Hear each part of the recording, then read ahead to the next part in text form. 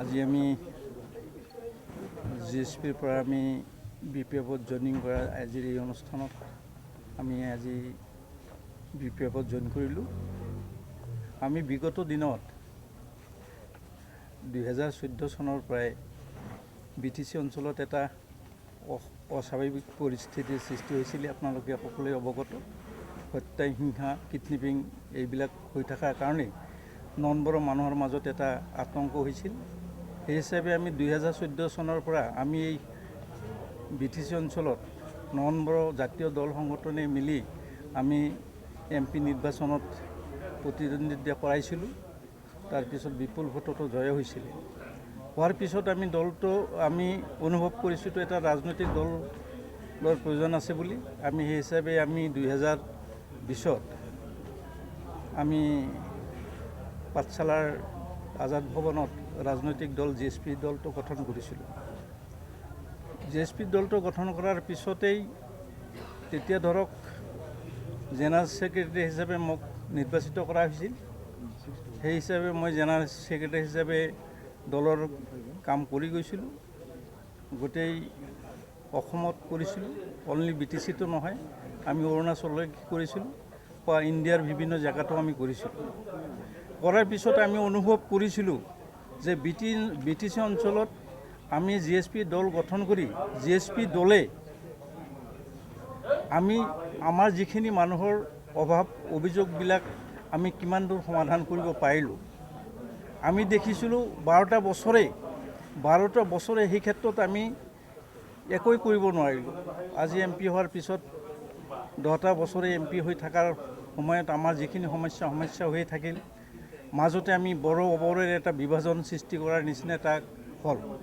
আমি সেইটো বিচৰা নাছিলোঁ। আমি বড়োভূমিত একেলগে বসবাস কৰি একেলগে যাতে আমি বড়োভূমি এই অঞ্চলটোৰ উন্নতি কৰিব পাৰোঁ, সকলো জাতি ধৰ্ম নিৰ্বিশেষে যাতে এটা প্লেটফৰ্মত থাকি কাম কৰিব পাৰোঁ, সেই কথাটো অনুভৱ কৰি আমি দেখিলোঁ যে আমাৰ ইয়াত যি BPFৰ হাগ্ৰামা মহিলাৰী ছাৰৰ নেতৃত্বত যিটো BPF দল চলিছে, সেই দলে বিগত দিনত তো যি ভাল কাম কৰিছিলে তো এইটোৰ ফল এতিয়া এইবেলি ৰাইজে দেখুৱাই দিছে যে তেখেতৰ বলিষ্ঠ নেতৃত্বত এইবাৰ BPF দলে যিটো ফলাফল পালে, সেইটো ক্ষেত্ৰত ৰাইজে তেখেতৰ ওপৰত যিটো আস্থা আছে সঁচাকৈ আমিও অভিভূত হৈছোঁ। আমিও তেখেতৰ নেতৃত্বত আৰু GSP দল কৰি মানুহক বিভ্ৰান্ত নকৰাকৈ আমি যাতে চিধাচিধিকৈ আমি BPF দল কৰি হাগ্ৰামা মহিলাৰ নেতৃত্বত তেখেতৰ লগতে আমি সহযোগ কৰি BTC অঞ্চলত যাতে ডেভেলপমেণ্ট হয়, BTC অঞ্চলৰ মানুহে যাতে শান্তি সম্প্ৰীতিৰে বসবাস কৰিব পাৰে, সেইকাৰণে আমি এই দলত যোগদান কৰিলোঁ। আজি আমাৰ লগত যোগদান কৰা আমাৰ চেণ্ট্ৰেল অৰ্গেনাইজিং ছেক্ৰেটাৰী আছে, আমাৰ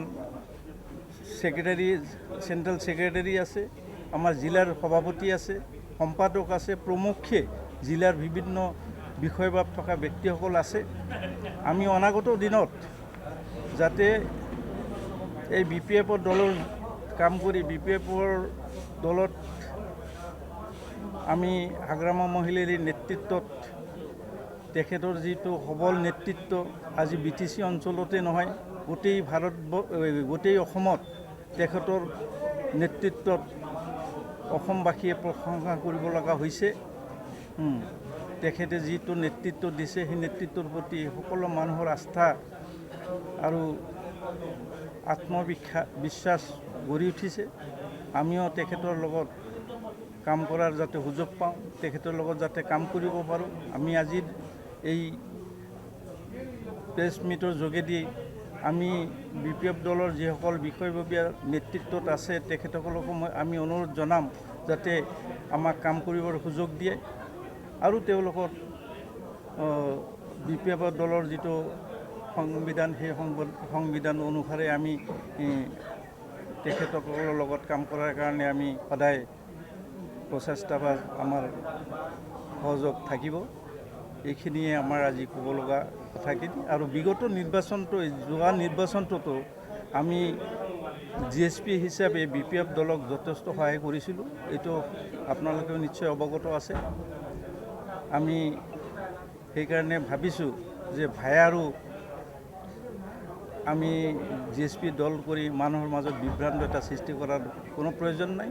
হাগ্ৰামা মহিলাৰ নিচিনা এজন বলিষ্ঠ নেতা ইয়াত যিহেতু আছে, তেওঁৰ নেতৃত্বত আমি BTC অঞ্চলটোক ধুনীয়া এটা অঞ্চল বা ভাৰতবৰ্ষৰ ভিতৰত এটা ভাল অঞ্চল বুলি পৰিণত হ'ব বুলি আমি আশা কৰিছোঁ। আজি সংবাদ মেলত ক'ব লগাখিনি এইখিনি আছিল।